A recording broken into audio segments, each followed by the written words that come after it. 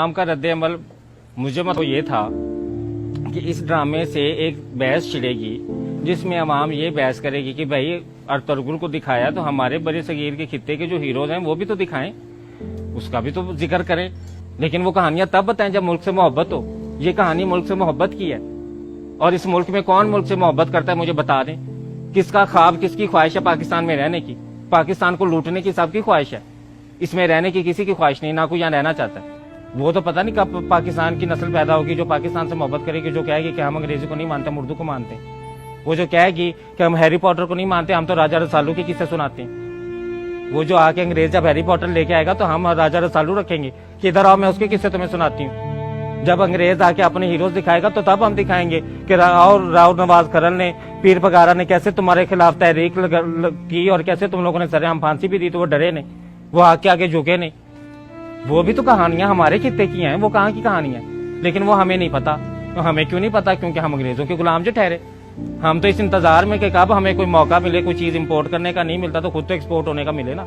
या बाप माँ की चूड़ियां सोने की बेच जाऊं या बाप की जमीन बेच जाऊं अंग्रेजों की तलवे चाटने के लिए, वहां उनके बर्तन जूठे साफ करने के लिए, और वहां उनकी मैं वो लेट्रीने साफ करूं और साफ करके वो जो पैसा हो वो मैं आके तो घर मुजरा करवाऊं और मुजरा पाकिस्तान में आके मुजरे पड़ाऊं कि देखो मैं अंग्रेज की गुलामी करके आया, देखो मेरी शानो शौकत। जिस मुल्क के रहने वाले बाशिंदे उस मुल्क से इतने गद्दार हों, उस मुल्क के इतने बेवफा बेफैज हों, इस थाली में खा के इस थाली में छेद करने वाली ये अवाम ये बाहर जाके खुश होती है, ये यहाँ पे फखर समझती है। या सारी जिंदगी कमाई, सारी जिंदगी पाकिस्तान से पैसा कमा के तो वो बाहर लेके जाते, सारी जिंदगी खाया पाकिस्तान का। 20 साल तुम लोगों ने पाकिस्तान में खाया, खा के फिर तुम लोगों ने 10 साल पैसा इकट्ठा बाहर जाने के लिए किया और फिर बाहर जाके अंग्रेजों की गुलामी शुरू कर दी। हमारे मुल्क की जबान उर्दू जबान जिसकी शायरी सुनते हैं अंग्रेज बैठ के, वो बाबा बुल्ले के शाह का कलाम जो पंजाबी में शेर अंग्रेज बैठ के सुन रहा है और वो दुनिया में उसका नाम ले रहा है, उसको प्रमोट कर रहा है, हम उसी पंजाबी को तौहीन समझते हैं। आप जाए नाके पे, आप उसी नाके वाले से पंजाबी में बात करके उसका रवैया देख लें, फिर उसी से इंग्लिश में बात करके उसका रवैया देख लें। पंजाबी में बात करेंगे तो वो कहेगा कि ये कोई पागल घटिया इंसान है, जाहिल सा, इसको तो डराओ धमकाओ, इसको तो पूछो कौन हो यार, कहाँ से आए हो, की गल है तेनू, की मसला वा तेनू, कौन आ तू, कार्ड वखा, ये वखा, कित्थों आ।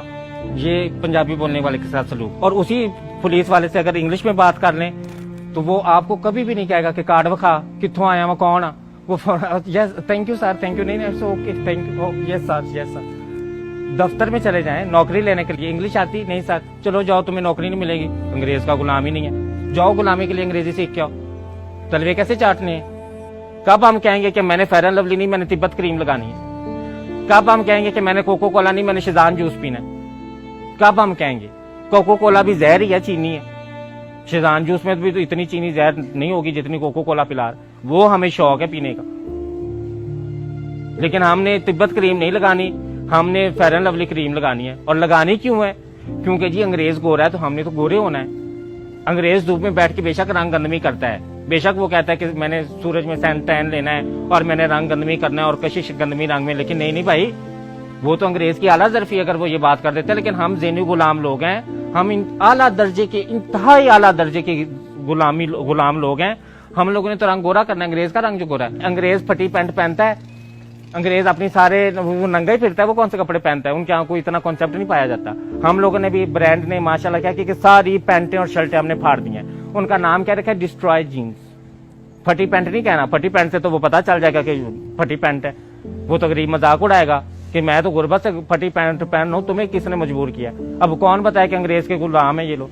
वो तो अंग्रेजों को आइडियलाइज किया हुआ ना, उनको आइडियलाइज किया कि नंगे घूमते हैं, तो हम क्या करें? यहाँ पे अब इस्लामी मुल्क है, अब यहाँ पे नंगे तो घूम सकते, हम डिस्ट्रॉय जीन्स पहन लेते हैं कि वो सारी फाड़ के टंगा तो थल्ले सारी फाड़ के तो फिर हम डिस्ट्रॉय जीन्स पहन के जी नंगे घूमे। हमारे पास एक कल्चर था, हमारी शलवार कमीज थी, हमारे सिंध में कितना प्यारा लिबास है, हमारे पठानों का कितना खूबसूरत कल्चर है, हमारे सूबों में जाए कितना प्यारा कल्चर है।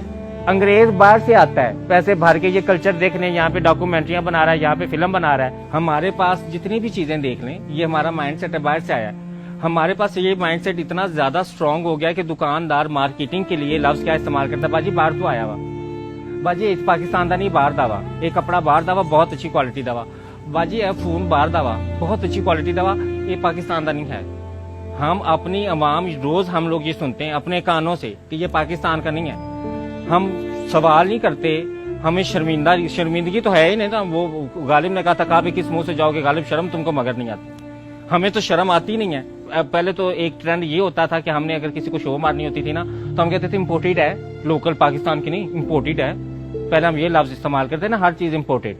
अब क्या हम करते हैं, अब जो जदीद दौर हवस, जब मजीद हमारी गुलामी की जो वो हवस बढ़ गई तो हम लोग मियाँ बीवी भी इम्पोर्ट करने लग पड़े। मर्द बीवियां इम्पोर्ट एक्सपोर्ट करने लग पड़े और औरतें खामन इम्पोर्ट करने। अब चीनियों से शादी हो रही है। अब खामन जो है यहाँ पे अच्छी खासी नेक लड़की 26 साल की होगी तो उससे मर्द यहाँ का शादी नहीं करेगा, गुलाम। ऐसा गुलाम ज़ेन का बंदा है। यहाँ वो लड़की कवारी बेचारी मर जाएगी, वो बूढ़ी हो जाएगी। अंग्रेज बूढ़ी औरत हो, बेशक वो 40 साल की भी हो, तो उससे जाके शादी कर लेगा। क्यों नहीं हम अपनी तारीख सिखाते? क्यों नहीं हम दुनिया में उनको बताते? हमारे पास बड़ा रिच कल्चर है, हमारे पास बहुत सारी तहजीबें सकाफतें इस खित्ते में रह के गई हैं। मोहनजोदाड़ो को देखें, मोहनजोदाड़ो से पीछे चले जाएं, कौन कौन सी तरीके सकाफतें यहाँ पे गुजरी हैं, कितनी जदीद सिविलाइजेशन, जदीद तहजीबें भी यहाँ पे गुजरी हैं। और यहाँ के हीरोज का नाम आप लोगों को तो पता ही नहीं होगा, अल्लाह खैर करे। हीरोज का नाम हमें कहाँ से पता होगा? हमें कोई ना पढ़ाया, ना हमें किसी ने बताया। हमें शुरू से बताया कि बेटा अंग्रेज के तुम गुलाम हो, अंग्रेज की दी हुई हर चीज को तुमने पसंद करना है। बड़े सगीर की तारीफ पढ़े, फिर कोई ड्रामा ऐसा बनाए, ऐसा अजीम पैसा लगा के ऐसा प्यारा ड्रामा बनाए। वो गुजरा वे वाली फिल्में छोड़ के ना, वो जो हमने फिल्में बनाई हैं, असील गुज्जर तो राजपूत गुज्जर तो राणा गुज्जर, वो अब फिल्में छोड़ के तो अब हम आगे थोड़ा सा, मैं पंजाब नहीं जाऊंगी तो मैं लाहौर नहीं जाऊंगी, तो लाहौर से कराची नहीं जाऊंगी, अब ये फिल्में आ रही हैं। तो इन फिल्मों से निकल आए, कोई लोगों को शौर दे दें, कोई तालीम दे दें, कोई लोगों को हिस्ट्री पढ़ा दे, कोई तारीख पढ़ाए अपने बच्चों को, ताकि वो अपने मुल्क से मोहब्बत करें। हम अपने मुल्क से मोहब्बत हमारी नौजवान आगे नस्ल क्यों नहीं कर रही? क्योंकि हमने उन्हें इम्पोर्टेड वाला कॉन्सेप्ट जो दिया हुआ है।